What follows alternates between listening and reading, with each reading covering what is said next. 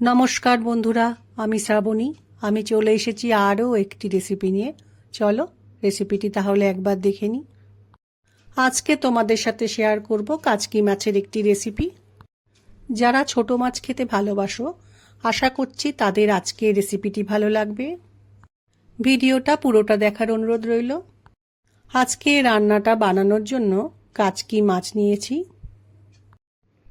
প্রথমে কাচকি মাছকে বেশ কয়েকবার খুব ভালো করে ধুয়ে নিতে হবে। মাছকে খুব ভালো করে ধুয়ে নেওয়ার পর আমি নুন ও হলুদ গুঁড়ো মাখিয়ে নিয়েছি। নুন হলুদ মাখানো হয়ে গেলে মাছটাকে আমি একপাশে রেখে দেব। রান্না শুরুতে ননস্টিক প্যানে সর্ষের তেল গরম করে নিয়েছি। তেলের মধ্যে কালো জিরে ফোড়ন দিলাম।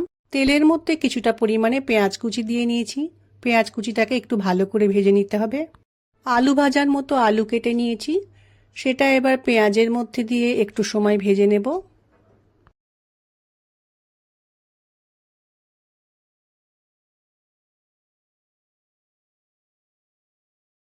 রান্না করতে করতে আলু ও পেঁয়াজের কালারটা চেঞ্জ হয়ে গেছে। এই সময় আমি অল্প পরিমাণ পেঁয়াজ কলি কেটে রেখেছিলাম, সেটা আলু পেঁয়াজের মধ্যে দিয়ে একটু সময় রান্নাটা করে নেব। এই রান্নাতে তোমরা তোমাদের পছন্দ মতো সবজি দিতে পারো। রান্নার মধ্যে পেঁয়াজগুলি দেওয়ার পর 2 মিনিট মতো রান্নাটা করে নিয়েছি। এই সময় একটা বড় টমেটো কেটে রেখেছিলাম, সেটা রান্নার মধ্যে দিলাম। একটু কাঁচা লঙ্কা কুচি দিলাম। এবার সব কিছুকে আরও একবার ভালো করে মিশিয়ে নিয়ে আরও মিনিট 2 রান্নাটা করে নেব।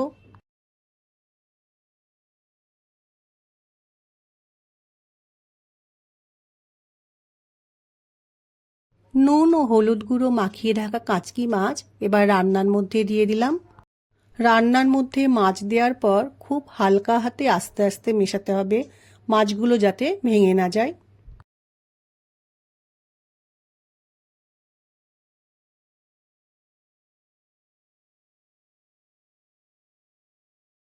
রান্নার মধ্যে মাছগুলো মিশিয়ে নেওয়ার পর এবার আমি মশলা দেব।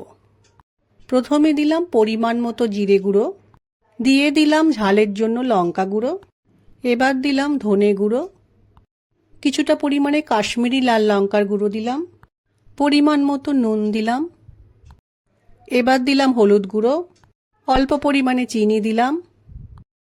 আবারও একবার হালকা হাতে সমস্ত মশলার সাথে মাছ ও সবজি ভালো করে মিশিয়ে নিতে হবে। সবকিছু ভালো করে মেশানো হয়ে গেলে অল্প পরিমাণ জল দিয়ে আবারও ভালো করে মিশিয়ে নিতে হবে।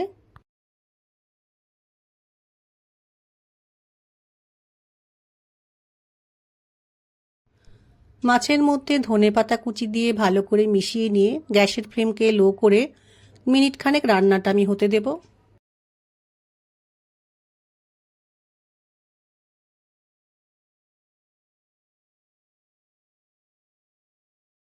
কাচকি মাছের চচ্চড়ি আমার তৈরি হয়ে গেছে। এরকম একটা মাছের রেসিপি গরম গরম ভাতের সাথে খেতে কিন্তু বেশ ভালো লাগে। যারা এভাবে রান্নাটা বানিয়ে খাওনি তারা একবার রান্নাটা বানিয়ে খেয়ে দেখো, আশা করছি ভালো লাগবে। আমার আজকের রেসিপি ভালো লাগলে লাইক, শেয়ার ও সাবস্ক্রাইব করো। ভিডিওটি দেখার জন্য ধন্যবাদ। ভিডিওটি আজ এখানেই শেষ করছি। ফিরে আসছি আরও একটি রেসিপি নিয়ে।